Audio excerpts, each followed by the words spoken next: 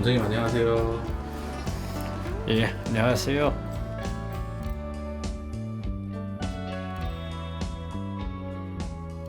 원장님, 요즘 병원을 찾는 환자들 중에서 이렇게 비타민 결핍을 의심되는 경우가 좀 많이 있나요? 예전에는 많은데 요즘에는 사실은 우리 대부분 식사라든지 이런 걸 못해서 문제 생긴 사람들 잘 없잖아요. 특별하게 어떤 건강상 우리 식사를 잘 못하는 경우가 아니고, 그래서 그런 부분들을 가지고 오는 환자들은 그렇게 많지 않아요. 그러니까 옛날에는 진짜 막 잇몸출이라든지 막 또 비타민 C가 부족하면은 뭐 옛날 괴혈병이라든지 이런 부분들이 있었는데, 요즘에는 그런 건 잘 없는데, 이제 요즘에 이제 이런 비타민이 좀 부족하다고 느끼는 경우는 되게 보면은 피로가 많은 사람들. 사실 우리 미토콘드리아 에너지 소비가 많이 되는 게 이제 스트레스 때문에 많이 되는 경우가 많아요. 스트레스가 많아지면 피곤하대요. 특히 직장인들.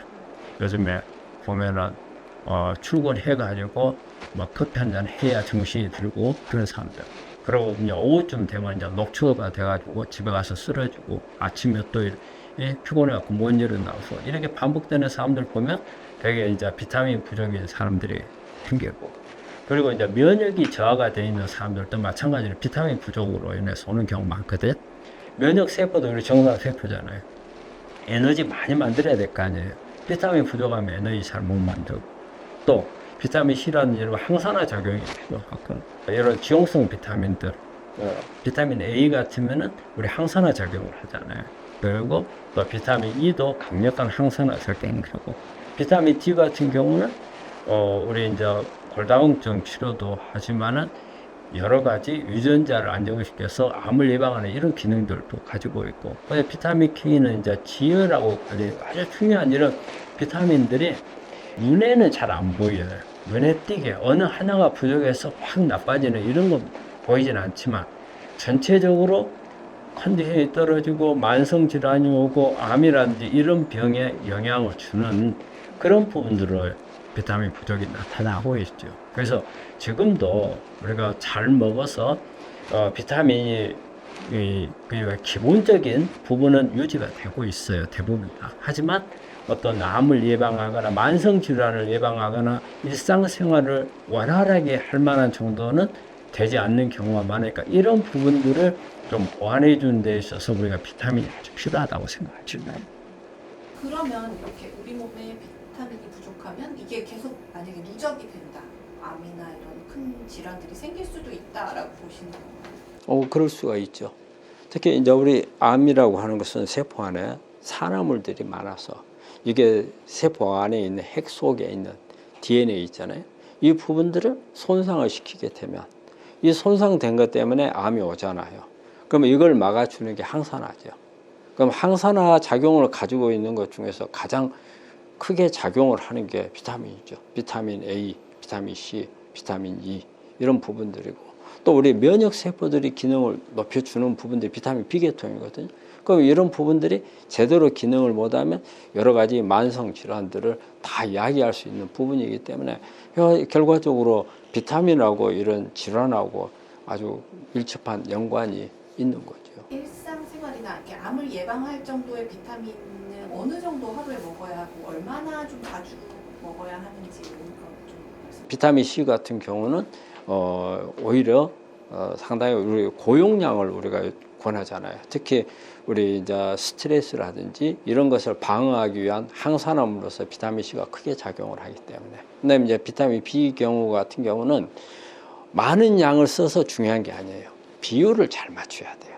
비율을. 그래서 요즘에 우리가 보통 B콤이라고 하잖아요. B콤, 비타민 콤프를 말하거든요. 복합제 B1, B2, B3 다 모아진 거잖아요. 제일 중요한 거는 비율이 잘 맞아져야 돼요. 그러니까 비타민 B 계통은 다 미토콘드리아에서 에너지 만드는 부속이거든요. 부속이 딱딱 개수가 맞는 게 중요하겠죠. 그래서 그런 부분들이기 때문에 보통 우리가 B콤 같은 경우는 하루에 1정 내지 2정을 먹고, 그다음에 비타민 C 같은 경우는 권장량으로 따질 때는 양이 얼마 안 돼요. 하루에 보통 한 75에서 한 100 사이 정도면 되는데, 실제 요즘에 우리 생활하면서 스트레스 받을 일 엄청 많잖아요. 그러니까 실제적으로는 조금 더 높아야 되고 하루에 한 2g 정도까지 기본적인 경우에, 그러니까 어떤 치료 목적이 아닌 내가 일상생활하면서 스트레스 받는 거 해소할 정도까지 이제 그 정도 해야 되고, 그리고 이제 비타민 A 같은 경우는 우리가 상당히 조심해야 되는 비타민 중에 하나거든요. 어떤 기능식품이라든지 이런 거 먹을 때는 아주 조심해야 돼요. 약으로 먹을 때는요, 여러 가지 부작용들이 나올 수가 있어요. 그래서 비타민 A 같은 경우는 우리 베타카로텐 음식으로 이렇게 섭취하는 것을 권하죠. 약이나 기능식품보다는. 그리고 이제 비타민 E는 강력한 그 항산화제거든요. 그래서 기능식품으로 나와 있는 경우가 있는데 그렇게 자주 권하지는 않습니다. 그래서 이제 비타민 D가 사실은 용량이 중요해요. 정상인들의 혈중 농도가 30 나노그램이거든요. 근데 대부분 우리 한국 사람들 95%가 30 이하예요. 그래서 비타민 D는 아마 우리 대한민국 사람들이면 모두 다 보충해 줘야 되는 비타민 중에 하나가 그거거든요. 그러면 어느 정도 쓰느냐? 되게 약으로 나와 있는 거 보면 1000 IU가 나와 있고요. 또 우리는 5000 IU를 쓰기도 하는데 저는 우리 환자분들한테 5000 IU를 쓰라고 그래요. 그래서 비타민 D는 어떤 부작용이 없어요. 혈중 농도가 60 나노그램 올라갈 때까지는. 실제 부작용이 나오는 것은 100이 넘어야 한다고 그래요. 근데 우리 환자분들이 비타민 D도 지용성 비타민이니까 오버되면은 어떤 부작용이 나온다 이런 말씀을 하는데, 부작용은 100이 넘어야 오기 때문에 60 정도까지는 올리더라도 큰 문제가 없어요. 그래서 일반적으로 한 5000 정도를 우리는 권하고 있어요. 수용성하고 지용성이 있다고 말씀해 주셨는데 네, 수용성 비타민은 어떤 게 있고 지용성 비타민은 어떤 게 있다. 요거 한 번만 해주시면 좋아요. 수용성 비타민은 이제 비타민 B하고 비타민 C가 대표적이고, 이제 지용성 비타민은 비타민 A, 그다음에 비타민 D, 그다음에 비타민 E, 그다음에 비타민 K. 이게 이제 우리가 지용성하고 수용성하고 이렇게 비타민들이에요. 환자분들하고 비타민 이야기를 하다 보면 요거는 환자들이 굉장히 잘못 알고 오해하고 있다라는 비타민에 관한 이야기 정설같이 퍼지는 이런 게 있을까요? 몇 가지 있죠. 우리가 비타민 하면 대표적인 게 비타민 C잖아요. 그래서 비타민 C 같은 게 이제 오해하는 게, 비타민 C를 많이 먹을수록 좋은가? 아니면 비타민은 최저량만 먹으면 좋은가? 많은 양을 쓰는 경우가 있고 적은 양을 쓰는 경우가 있어요. 목적이 달라요. 우리 암 환자들은 비타민 C를 고용량으로 많이 쓰거든요. 그거는 목적은 비타민 C가 고용량으로 싸면 암을 괴사시키는 효과를 가지고 있어요. 그렇기 때문에 아주 고용량을 쓰거든요. 대신에 이제 일반인들이 쓸 때는 그렇게 고용량을 쓰지 않아도 돼요. 그러니까 우리 일반인들이 생각하는 거하고 실제 이런 좀 차이점이 나는 부분들이 있어요. 영양제로 먹는 것과 음식에서 유래해서 비타민을 먹는 것과 차이점이 좀 있어요. 네, 이제 우리가 일반적으로 비타민이 요즘에는 이제 기능식품을 많이 먹잖아요. 또 약으로 나와 있는 것도 있고. 그러면 이 부분들을 우리가 이제 음식으로 먹었을 때 차이점이 어떤 거냐? 가장 좋은 것은 어쨌든 음식으로 먹는 게 가장 좋아요. 그런데 이제 음식으로 먹었을 때 조금의 해결이 안 되는 부분들이 있죠. 첫째는 이제 용량. 이 우리가 기능식품을 먹는, 기능식품이라는 것은 농축이잖아요. 그 다음에 약이라고 하는 것은 그 성분만 추출한 거거든요. 그러면 고용량이란 말이에요. 근데 이 고용량이 필요할 때 음식을 가지고 다 맞추지를 못하는 이제 그런 부분들이 생길 수 있고, 하지만은 음식이 좋은 건 뭐냐면 음식을 통해서 먹을 때는 절대 흡수율이 훨씬 더 이것보다 높다는 거예요. 용량으로 볼 때는 이제 그렇지만 효과적인 면에서는 우리가 천연, 그러니까 자연에서 얻는 거. 그래서 우리가 천연 비타민이라는 말을 쓰는데 사실 천연 비타민이 훨씬 그런 면에서는 좋아요.